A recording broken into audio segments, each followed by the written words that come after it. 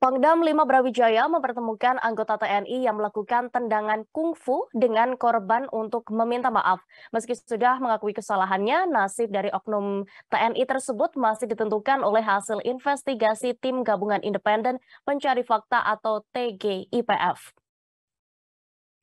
Pangdam 5 Brawijaya Maijen TNI Nur Cahyanto bersama PJU Kopdam 5 Brawijaya mendatangi rumah korban untuk memastikan kondisi kesehatannya pada Selasa 4 Oktober 2022 lalu.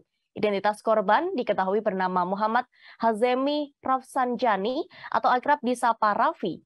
Ia merupakan seorang pelajar yang saat itu menjadi korban tendangan TNI saat kerusuhan pasca pertandingan Arema FC dan Persebaya pecah.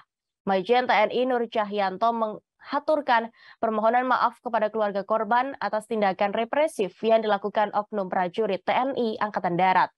Ia juga memastikan bahwa anggotanya itu dipastikan akan diproses untuk mempertanggungjawabkan perbuatannya.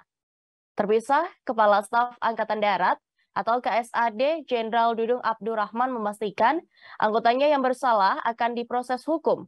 Prosedur dilakukan sesuai dengan hasil pemeriksaan yang dilakukan oleh TGIPF.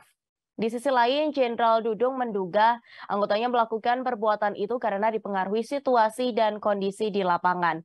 Ia menyebut lebih banyak anggota TNI yang ikut menolong korban saat peristiwa itu terjadi. Sejumlah personel TNI mengevakuasi korban dari stadion ke rumah sakit.